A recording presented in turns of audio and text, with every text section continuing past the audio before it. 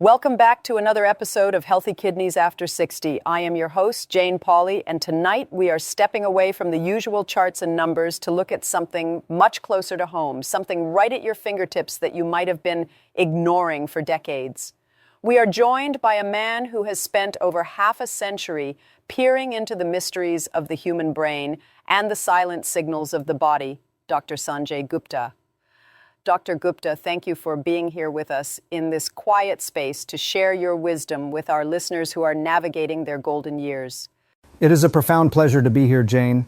After treating more than 20,000 patients throughout my career, I have realized that medicine isn't always about the big machines or the complex surgeries. Often, the most life-saving stories are written in the smallest details of our own bodies. I'm looking forward to sharing these whispers with your audience today, because listening to them can truly make the difference between a long, vibrant life and a sudden, tragic turn. Dr. Gupta, I want to start by asking you something that might sound a bit strange to our listeners sitting at home, perhaps in their favorite armchair with a cup of tea. When we reach our 60s and 70s, we are taught to watch our blood pressure, to worry about our cholesterol, and to keep an eye on our heart rate. But how often does a person actually sit down, hold their hands out in front of them, and really look at their fingernails? We usually think of them as just something to trim or perhaps a canvas for a bit of color, but you suggest they are much more than that. Could you help us understand why a brain surgeon, someone who deals with the most complex organ in the universe, would tell an elderly person to pay close attention to the tips of their fingers as a way to predict something as terrifying as a stroke? That is exactly where the disconnect lies, Jane, and it is a gap I have spent years trying to bridge for my patients.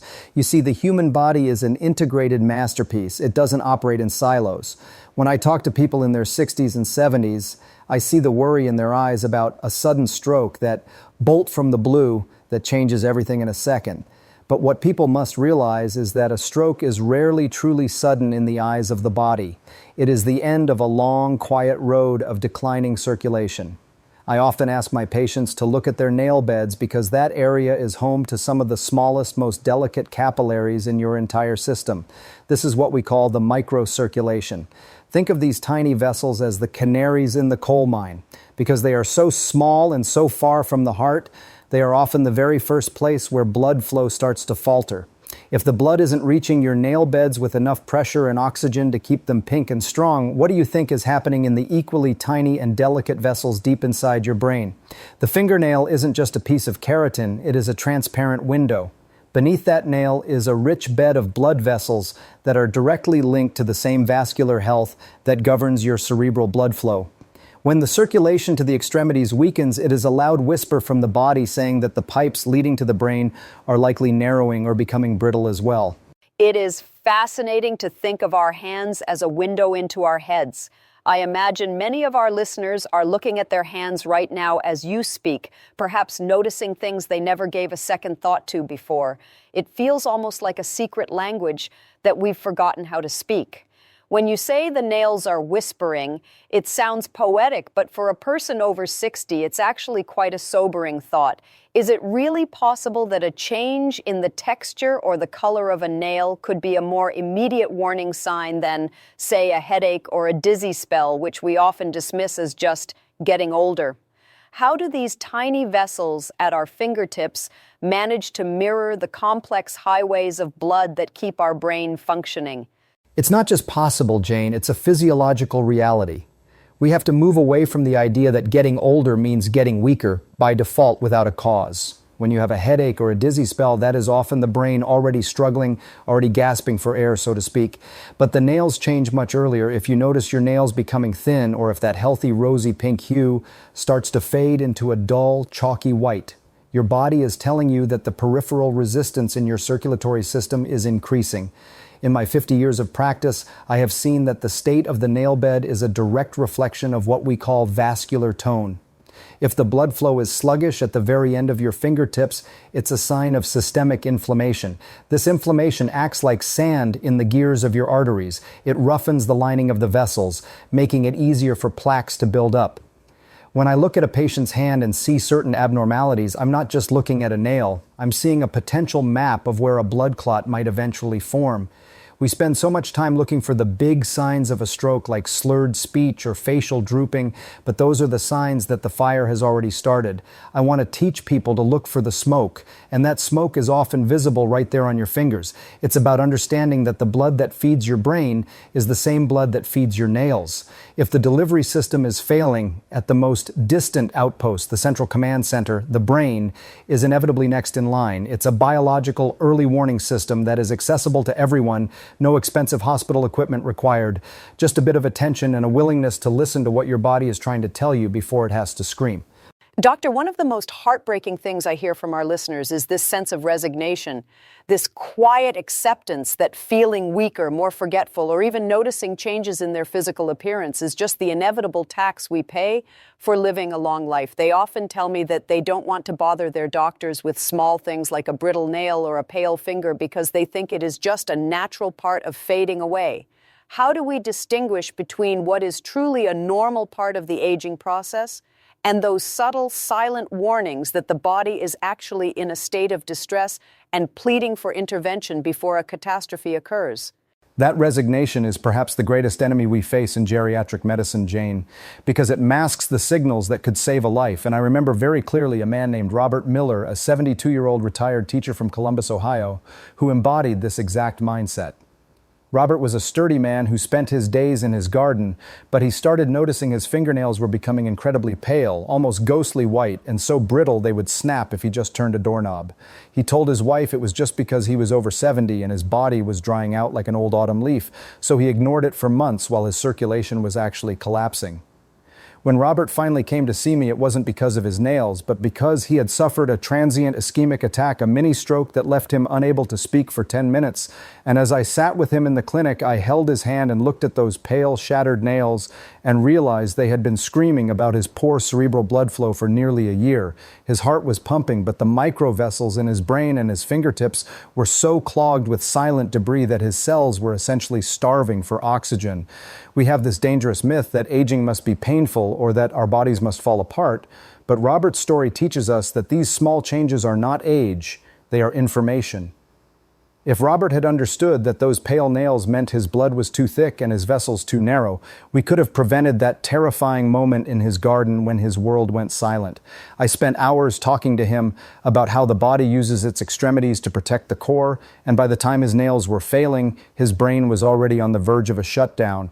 It is never just age, Jane. It is a lack of communication between the person and their own biological reality, and by the time we feel old, our bodies have often been struggling in silence for a very long time. It is so easy to see why someone like Robert would just brush it off as the seasons of life changing, but hearing you describe those nails as a cry for help makes me wonder about the psychological weight of that realization. For a man who spent his life teaching others, finding out he had missed such an obvious lesson from his own body must have been a heavy burden to carry. When you look back at cases like Robert's, what do you see as the tipping point where a simple observation becomes a life-saving action? And how can we help people overcome that fear of being a burden to their medical providers over something that seems as trivial as a fingernail? The tipping point is usually found in the moment of crisis, but my mission is to move that point of awareness much earlier to the quiet mornings at the breakfast table when you first notice a change. Robert Miller in Columbus felt that same guilt, that same fear of being an old man complaining about nothing, but I told him that his nails were his body's way of writing a letter to his future self. I remember him sitting there in Ohio, looking at his hands and saying he felt he had betrayed himself by not looking closer. We have to realize that in the world of vascular health, there is no such thing as a trivial symptom, because the blood that flows to your thumb is the exact same blood that nourishes your memory and your ability to walk. When the blood becomes viscous or when inflammation narrows the pathways, the furthest reaches of the body suffer first, and that is a gift of time if we choose to see it that way. Robert's pale nails were a sign that his blood was failing to carry enough hemoglobin, which meant his brain was being deprived of the very fuel it needs to prevent a stroke. I want every senior listening to this to understand that your doctor would much rather talk to you about a brittle nail today than a paralyzed limb tomorrow. We need to foster a culture of curiosity rather than one of quiet suffering, because once we understand that these tiny physical markers are linked to our neurological survival, the fear of being a bother vanishes.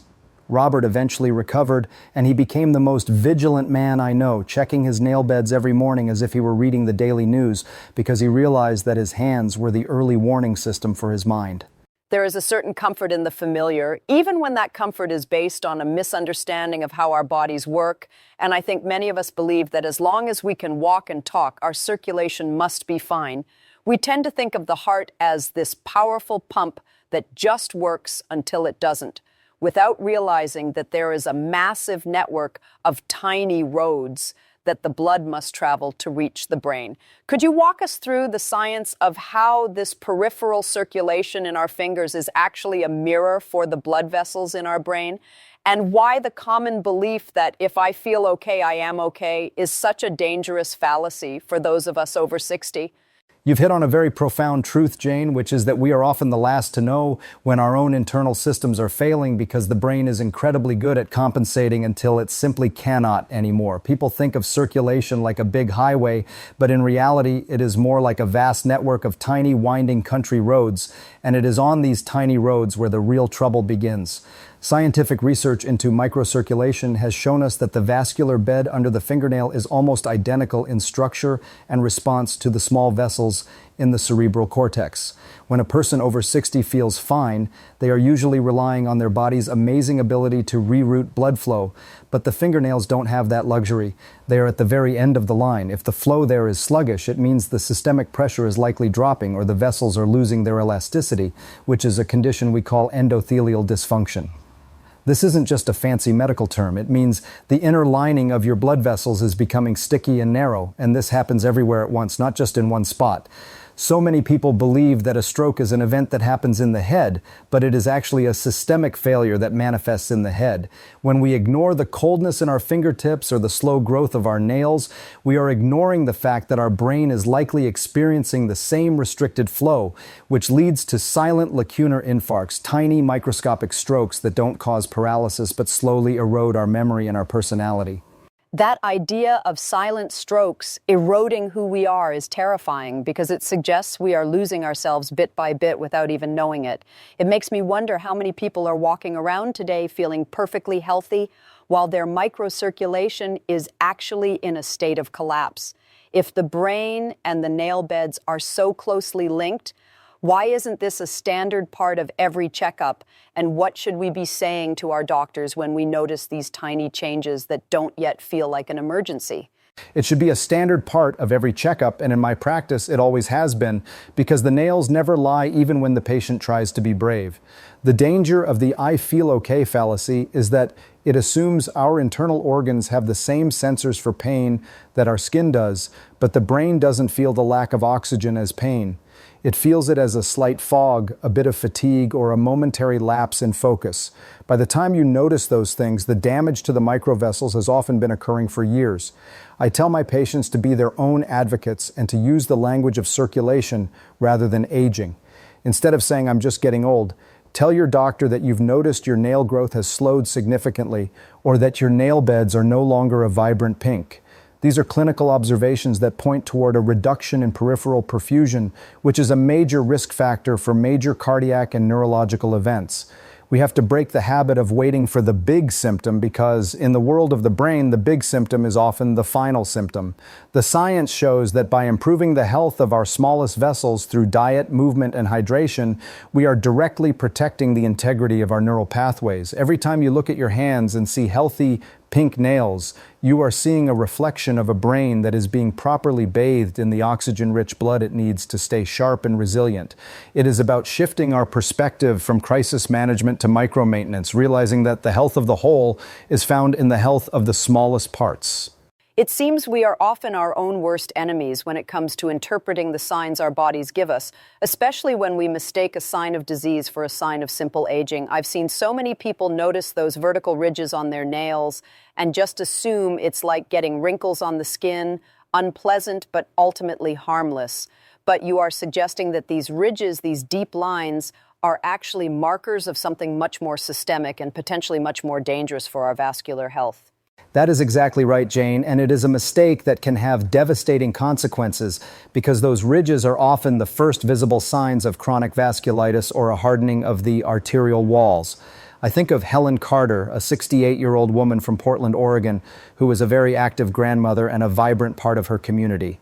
Helen had noticed deep vertical grooves forming on all of her fingernails over the course of about 2 years, but she just bought thicker nail polish to hide them, thinking it was just a cosmetic sign of her 60s. She didn't realize that those ridges were actually caused by a lack of nutrient delivery to the nail matrix, which is the root where the nail is born.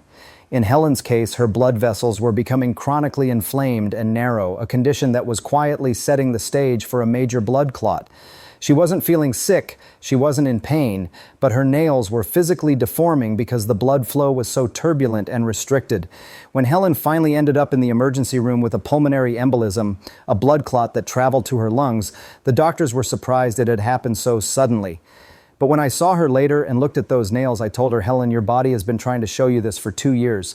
Those ridges were the physical manifestation of the inflammation in your entire vascular system.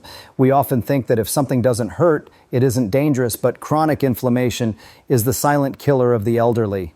It doesn't scream, it just slowly changes the landscape of our bodies, starting with the most delicate tissues like the nail beds. Hearing about Helen in Portland really brings it home because she sounds like so many of us just trying to age gracefully and not make a fuss. It's a bit chilling to think that she was literally painting over the warning signs of a life-threatening clot. It makes me wonder, Dr. Gupta, how many other cosmetic changes are we ignoring? If vertical ridges are a sign of inflamed vessels, what is the actual mechanism there? Why does the nail form a ridge instead of just staying smooth when the blood flow is poor? It's a matter of inconsistent supply, Jane. Imagine a fountain that doesn't have enough water pressure. The stream becomes jagged and uneven. The nail matrix needs a constant high-pressure supply of oxygen and minerals to produce a smooth, even sheet of keratin. When the blood vessels leading to the fingertips are inflamed, which we often see in people over 60 due to diet or undiagnosed vascular issues, the delivery of these nutrients becomes pulse-like and erratic. This causes the nail to grow in waves or ridges because the cells aren't being fed at a steady rate. For Helen Carter, those ridges were the structural evidence that her blood was struggling to pass through vessels that were becoming stiff and narrowed by plaque. This same stiffness was happening in the arteries that led to her brain and her lungs.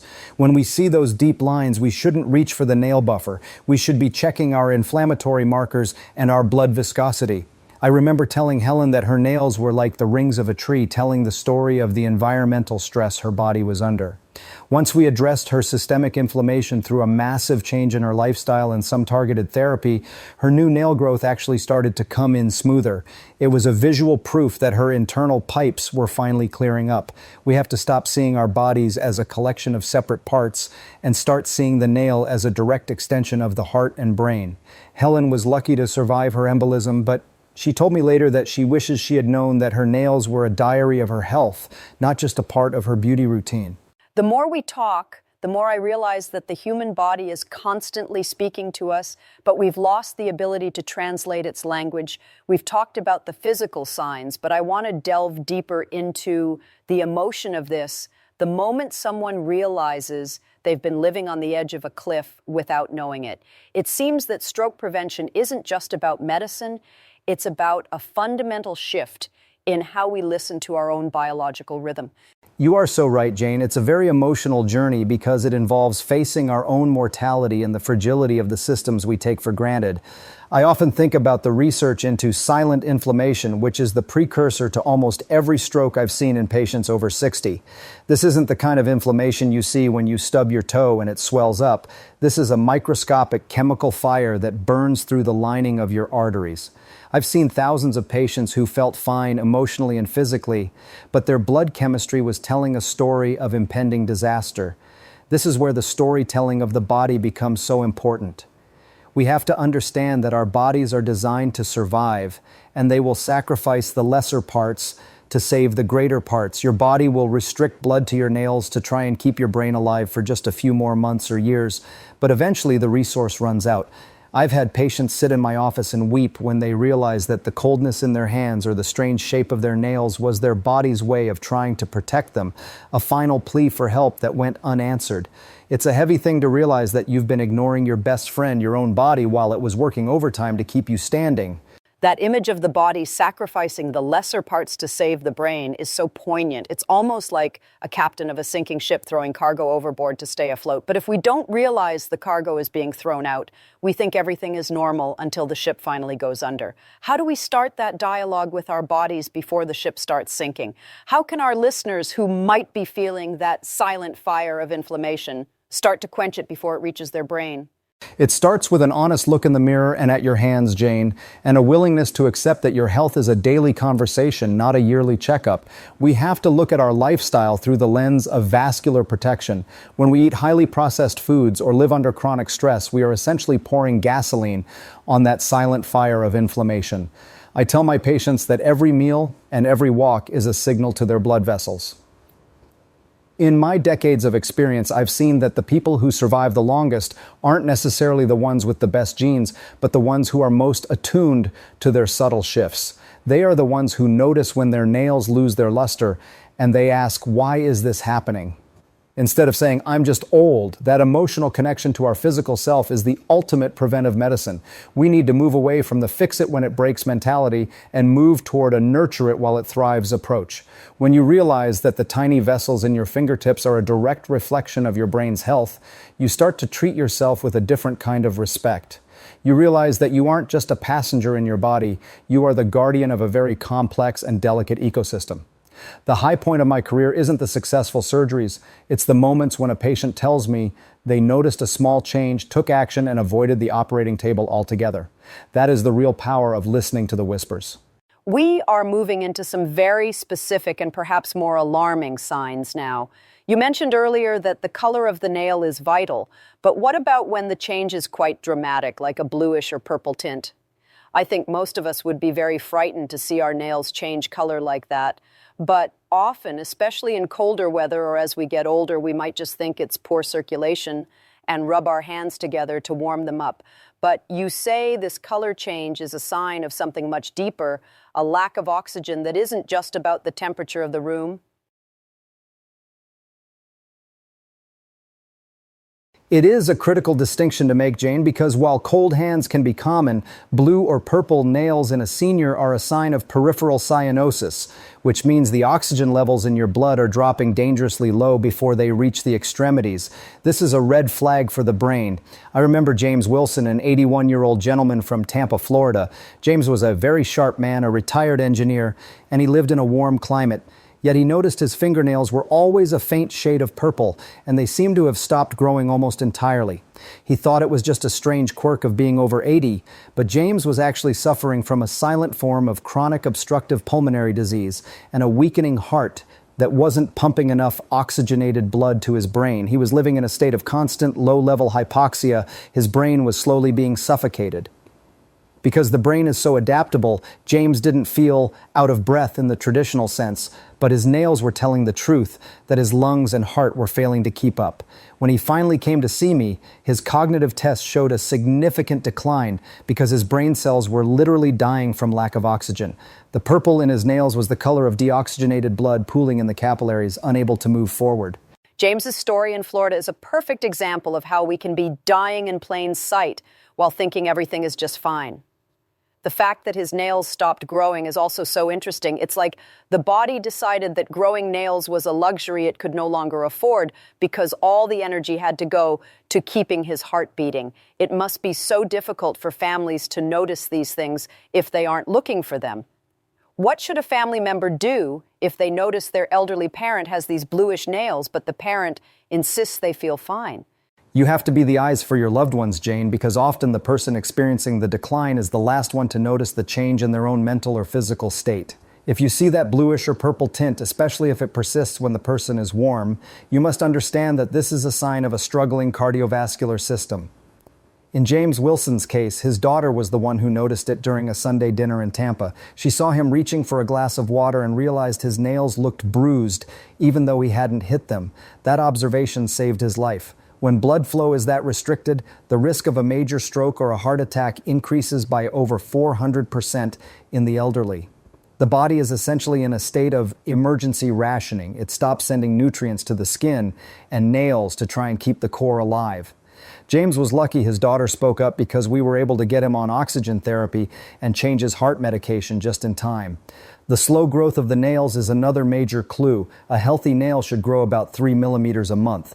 If you haven't had to trim your nails in 6 weeks, your metabolism and your circulation have slowed to a dangerous crawl.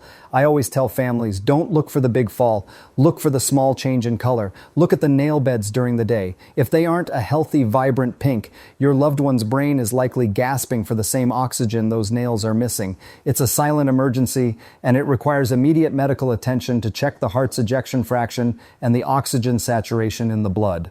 This is where I think many of us are going to feel a bit defensive, doctor, because we try so hard to eat what we are told is healthy. We buy the low-fat options, we eat our cereal, we try to follow the rules we've heard for years.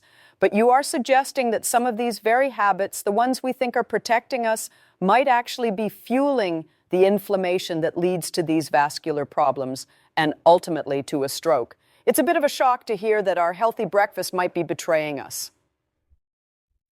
It is a hard pill to swallow, Jane, but the nutritional science of the last decade has completely flipped our understanding of vascular health. For years, we were told to avoid fats and eat heart-healthy grains. But what we've discovered is that many of those processed grains and low-fat products are loaded with hidden sugars and inflammatory seed oils. When a person over 60 eats a diet high in refined carbohydrates, even if they think it's healthy oatmeal or whole wheat bread, their blood sugar spikes, which causes a burst of insulin. This insulin spike is like an acid bath for the delicate lining of your microvessels. It causes the endothelium to swell and become sticky, which allows cholesterol to get trapped and form plaques. I've seen so many patients who were doing everything right by the old standards, yet their nail beds were showing signs of chronic inflammation and their brain scans showed significant vascular aging. We have to realize that the convenience foods of the modern world are often the primary drivers of the strokes we see today. So, when we see those ridges or that paleness in our nails, it might literally be a reflection of the hidden sugars and inflammatory oils we had for breakfast. That is a very direct and sobering connection. If the healthy options are often the culprits, what should we be looking for instead? It feels like we need to relearn how to eat to save our brains, but it's so overwhelming with all the conflicting information out there. The key is to return to what I call biological integrity in our food. We need to focus on foods that keep our blood sugar stable and our vessels flexible. The greatest enemies of the elderly brain are sugar and chronic inflammation. I often tell my patients to look at their plate and ask, did this come from the earth in this form, or was it made in a factory? The more steps between the farm and your fork, the more inflammatory the food likely is. We need healthy fats, things like avocados, walnuts, and olive oil, because our brains are actually 60% fat. When we went on the low-fat craze, we essentially starved our brains of the building blocks they need to repair those tiny blood vessels. I've seen remarkable improvements in the nail health and mental clarity of my patients just by having them cut out processed health bars and sugary cereals and replacing them with high-quality proteins and fats. It's about quenching the fire. If your nails are brittle and ridged, your body is telling you that the environment inside your vessels is too hot, too inflammatory. By changing what you put at the end of your fork, you are literally changing the chemistry of the blood that is currently bathing your brain cells. It's the most powerful form of stroke prevention there is, and it's something you have complete control over every single day.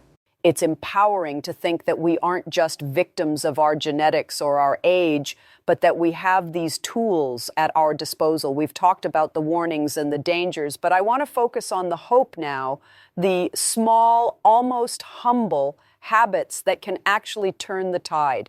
You've mentioned things like massage and movement, which seem so simple compared to the high-tech world of neurosurgery. Can these really make a difference in the life of someone who is already in their 70s or 80s? They make all the difference, Jane, because the microcirculation is incredibly responsive to physical stimuli. I think of Margaret Lee, a 76-year-old woman from San Jose, California. Margaret came to me because her nails were starting to curve into a strange spoon shape and were actually lifting away from the nail bed, which is a sign of severe circulatory distress and nutrient deficiency. She was terrified she was losing her mind because she was becoming so forgetful. But instead of just giving her more medication, we started with the basics of fluid dynamics.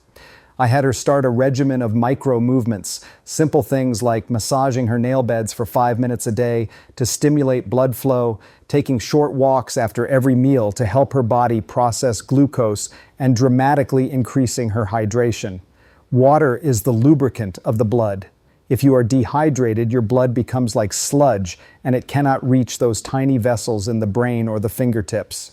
Margaret was skeptical, but within 3 months, the color returned to her nails, they stopped lifting, and most importantly, her brain fog lifted. She told me she felt like someone had finally turned the lights back on in her head. Margaret's story in San Jose is so beautiful because it shows that it's never too late to start caring for these tiny systems. The idea of turning the lights back on in someone's brain just by massaging their fingers and drinking more water sounds almost like a miracle. But it's really just physics and biology, isn't it? If we can improve the flow to the hands, we are improving the flow to the soul of the person. What is it about something as simple as a hand massage that actually changes the chemistry of our circulation? It's about breaking the stagnation, Jane. As we age, we tend to become more sedentary and our circulation becomes lazy. When you massage the nail beds, you are physically forcing blood into those tiny capillaries, which triggers a release of nitric oxide. Nitric oxide is a miracle molecule that tells your blood vessels to relax and open up. It's like opening the floodgates on a dry field. For Margaret Lee, that simple act, combined with the hydration that thinned her blood, allowed oxygen to finally reach the parts of her brain that had been hibernating due to low flow. This is why I tell people that movement is medicine. You don't have to run a marathon, you just have to keep the river of your blood moving. Every step you take, every glass of water you drink, and every time you stimulate your extremities, you are sending a signal to your brain that it is time to thrive, not just survive. Margaret's spoon-shaped nails were a sign that her body was starving, but by changing her daily habits, she refilled the reservoir. We often look for the magic pill for brain health, but the real magic is in the consistency of these small, loving acts toward our own bodies. When we take care of the ends of our system, we are inherently protecting the center. As we move toward the end of our conversation, I want to ask you for those golden rules, the essential truths that you've gathered over 50 years and 20,000 patients. If our listeners take only 1 or 2 things away from today, what should they be? We've covered so much ground, from the color of the nails to the silent fire of inflammation, but how do we boil this down into a philosophy of living well after 60? If I could distill everything I've learned into a single message, it would be this: your body is a masterpiece of communication, and your only job is to be a good listener. The first golden rule is to never dismiss a change as just aging. Aging is a process of wisdom, not a process of inevitable decay without cause. Every ridge on your nail, every change in color, and every moment of coldness is a data point. Use it. The second rule is that your vascular health is your neurological health. You cannot have a sharp mind if you have sticky blood and stiff vessels. Focus on keeping your microcirculation flowing through hydration, movement, and a diet that quenches inflammation rather than feeding it. I have seen 80-year-olds with the vascular flexibility of 40-year-olds because they stayed curious and active. They didn't wait for a stroke to start caring about their arteries. The data on microcirculation shows that even small improvements in how we eat and move can have a massive impact on our risk of dementia and stroke. It's about the long game. That philosophy of staying curious is so powerful. It changes the experience of aging from a fearful decline into an active investigation. It's like we are all detectives in our own lives, looking for the clues that will keep us here, vibrant and present for our families and ourselves. Is there a final thought you have for the person who might be looking at their hands right now and feeling a bit overwhelmed or even a little scared by what they see? To that person, I want to say, fear is just a signal to pay attention, not a reason to give up. If you see something today that worries you, a ridge, a blue tint, a paleness, be grateful that you saw it. You have been given a gift of time. That whisper from your fingernail is an opportunity to change your story. I have seen patients turn their health around in their 80s just by deciding to listen. Your brain is incredibly resilient. It wants to heal and it wants to function, but it needs the right environment to do so. Don't be afraid of what your body is saying. Be afraid of what happens if you stop listening. You have the power to thin your blood, to open your vessels, and to nourish your mind. Every day is a new chance to protect the incredible organ that makes you who you are. The journey of 1,000 miles begins with a single look at your own hands. Treat them with respect, and they will help you guard the treasure that is your life. As we wrap up this incredible journey today, I find myself looking at my own hands with a sense of wonder I've never had before. We spend so much of our lives looking out at the world trying to manage everything around us, and yet the most important conversation is the one happening right here, at the tips of our fingers. Dr. Gupta, you've given us more than just medical advice. You've given us a new way to honor the life we've been given. It has been an honor to share these stories, Jane. You know, in the end, medicine isn't about the absence of disease, it's about the presence of life. When I think of Robert, Helen, James, and Margaret, I don't just see patients, I see the human spirit's incredible capacity to adapt and overcome when given the right tools. Our bodies don't just collapse on a whim, they whisper to us for a very, very long time before they are forced to scream. They tell us through the texture of our skin, the clarity of our eyes, and yes, the health of our nails. My hope is that everyone listening today will take a moment of silence tonight to just sit and look at their hands. Recognize that those hands have worked, loved, and carried you through decades of life. They are now offering you one more service, the service of being your early warning system. Please don't ignore them. Listen to the whispers so you never have to hear the scream of a stroke. It has been a true privilege to be on this journey with you and your audience. Jane, thank you for creating a space where we can talk about the heart of health. Thank you, Dr. Gupta. Your wisdom is a lighthouse for so many of us navigating these years. To our listeners, thank you for joining us on this episode of Healthy Kidneys After 60. I hope you found as much hope and clarity in this conversation as I have. Please take a moment to look at your hands tonight and remember that you are your own best advocate. If you found this episode helpful, please subscribe to our channel and share it with someone you love. We have so many more stories and insights to share in our upcoming podcasts, and we want you to be a part of this growing community of health and wisdom.